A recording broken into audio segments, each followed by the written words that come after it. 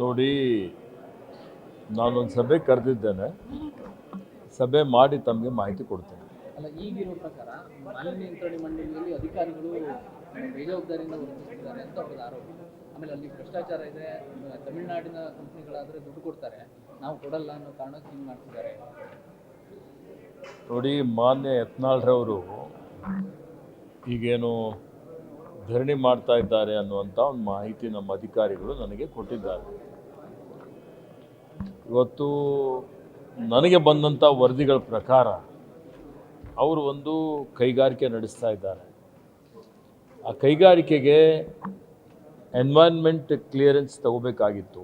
ಕೇಂದ್ರದ environment clearance ಅವರು ತಗೊಂಡಿಲ್ಲ ಅಂತ ನಮ್ಮವ್ರು ಹೇಳ್ತಾರೆ.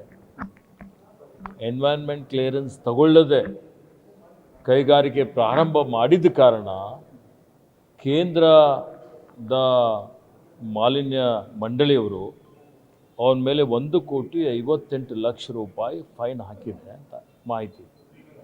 ಅವ್ರ ಹಿಂದೆ 1,58,00,000 ರೂಪಾಯಿ ಫೈನ್ ಕಟ್ಟಿದ್ದಾರೆ. ಫೈನ್ ಕಟ್ಟಿ ಮತ್ತೆ ಅವರು ಎನ್ವೈರ್ನ್ಮೆಂಟ್ ಕ್ಲಿಯರೆನ್ಸ್ ತಗೋಬೇಕಾಗಿತ್ತು. ಆದರೆ ತಗೊಳ್ಳದೆ ಅವರು ಕಬ್ಬು ನುರಿಸಿದ್ದಾರೆ.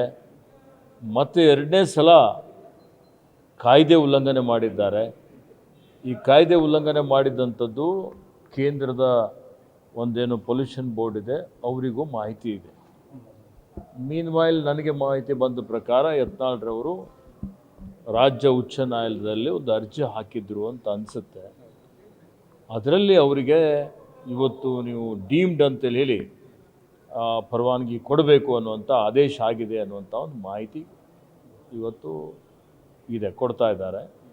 ಇದೆಲ್ಲವನ್ನು ಕಾನೂನಾತ್ಮಕವಾಗಿ ಪರಿಶೀಲನೆ ಮಾಡಿ ಇದನ್ನು ಅನುಷ್ಠಾನ ಮಾಡಲಿಕ್ಕೆ ರಾಜ್ಯ ಉಚ್ಚ ನ್ಯಾಯಾಲಯ ಈ 4 ವಾರಗಳ ಸಮಯ ಕೊಟ್ಟಿದ್ದೆ. ಸರ್ಕಾರ ತನ್ನ ಕೆಲಸ ಏನಿದೆ ಜವಾಬ್ದಾರಿಯುತವಾಗಿ ಮಾಡ್ತದೆ. ಅದಕ್ಕೆ ಈ ರೀತಿ ಒತ್ತಡ ಹಾಕುವಂಥದ್ದು ಸರಿಯಲ್ಲ. ಅವ್ರು ಹಿಂಪಡೆದು ಸರ್ಕಾರದ ತೀರ್ಮಾನಕ್ಕೆ ಕಾಯಲಿ.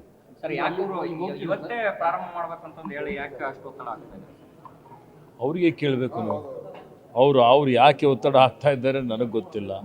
ನನಗೆ ಅದ್ರ ಬಗ್ಗೆ ಮಾಹಿತಿ ಇಲ್ಲ ಅಷ್ಟೇ. ನಾವೇನಾದ್ರು ಹೋಗಿ ಅವ್ರ ಜೊತೆ ಮಾತುಕತೆ ಮಾಡಿ ನೋಡಿ, ನಮ್ಮ ಅಧಿಕಾರಿಗಳು ಮಾತನಾಡ್ತಾರೆ. ಇವತ್ತು ನಾವು ಸರ್ಕಾರ, ನಮ್ಮ ಇಲಾಖೆ ಕಾನೂನುಬದ್ಧವಾಗಿ ಕಾರ್ಯನಿರ್ವಹಿಸ್ತದೆ, ಕಾನೂನು ಉಲ್ಲಂಘನೆ ಮಾಡೋದಿಲ್ಲ. ಸರ್, ಅಲ್ಲಿ ಲಂಚದ ಬಗ್ಗೆ ಎಲ್ಲ ಮಾತನಾಡಿದ್ದಾರೆ. ಸಿಕ್ಕಾಪಟ್ಟೆ ಭ್ರಷ್ಟಾಚಾರ ನಡೀತಾ ಇದೆ. ನೋಡಿ, ಇವತ್ತು ಮತ್ತೆ ಯಾಕೆ ಉಲ್ಲಂಘನೆ ಮಾಡಿದ್ರು ಅವರು ಎಲ್ಲರಿಗೆ ಅವ್ರು ಮಾಹಿತಿ ಕೊಡ್ತಾರಲ್ಲ, ಆ ಲಂಚದ ಬಗ್ಗೆ ಮಾಹಿತಿ ಕೊಡಲಿ, ಪುರಾವೆಗಳಿದ್ರೆ ಹೇಳಿ, ತನಿಖೆಗೆ ಆದೇಶ ಮಾಡ್ತೇನೆ.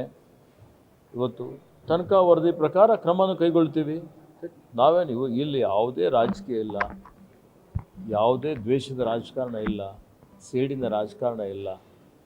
ಅವ್ರು ಏನು ತಿಳ್ಕೊತಾರೋ ಗೊತ್ತಿಲ್ಲ. ಅವರು ಕಾನೂನುಬದ್ಧವಾಗಿ ನಡೀಲಿ. ಈಗಲೂ ಅವರು ಪರ್ಮಿಷನ್ ತೊಗೊಂಡಿಲ್ಲ ಸರ್, ಅವರು ಸೆಂಟ್ರಲ್. ನೋಡಿ, ಅವರಿಗೆ ಕೇಂದ್ರದ ಏನು ಎನ್ವೈರ್ನ್ಮೆಂಟ್ ಕ್ಲಿಯರೆನ್ಸ್ ಆಗಬೇಕಾಗಿತ್ತು, ನನ್ನ ಮಾಹಿತಿ ಪ್ರಕಾರ ತಗೊಂಡಿಲ್ಲ. ಆದರೂ ಇವತ್ತು ರಾಜ್ಯ ಹೈಕೋರ್ಟ್ದಲ್ಲಿ ಏನು ತೀರ್ಮಾನ ಆಗಿದೆ, ನಮ್ಮ ಕಾನೂನು ತಜ್ಞರು ಅದನ್ನು ಪರಿಶೀಲನೆ ಮಾಡಿ ಮುಂದಿನ ಕ್ರಮ ತಗೊಳ್ತಾರೆ. ಸರ್, ಯತ್ನಾಳ್ ಅವರ ಧರಣಿಗೆ ವಿರೋಧ ಪಕ್ಷದ ನಾಯಕ ಆರ್ ಅಶೋಕ್, ಬೊಮ್ಮಾಯಿ ಅವರು ಸೇರಿದಂತೆ ಎಲ್ಲ ಬಿಜೆಪಿ ನಾಯಕರೆಲ್ಲರೂ ಹೋಗಿ ಅಲ್ಲಿ ಕೂತಿದ್ದಾರೆ. ರಾಜಕೀಯ ಬಳಸ್ಕೊಳ್ತಾ ಇದ್ದಾರೆ. ನೋಡಿ, ಈಗ ಅವ್ರು ಪ್ರತಿಯೊಂದರಲ್ಲಿ ರಾಜಕೀಯ ತಂದರೆ ಅದಕ್ಕೆ ನಾನೇನು ಹೇಳಲಿಕ್ಕೆ ಸಾಧ್ಯ ಇದೆ? ಇದರಲ್ಲಿ ಯಾವುದೇ ರಾಜಕೀಯ ಇಲ್ಲ, ಯಾವುದೇ ಸೇಡಿಲ್ಲ. ಇವತ್ತು ಕಾನೂನುಬದ್ಧವಾಗಿ ಮಂಡಳಿ ಕಾರ್ಯ ನಿರ್ವಹಿಸ್ತಾ ಇದೆ. ಗ್ಯಾರಂಟಿ ನ್ಯೂಸ್, ಸುದ್ದಿ ಖಚಿತ, ನ್ಯಾಯ ನಿಶ್ಚಿತ.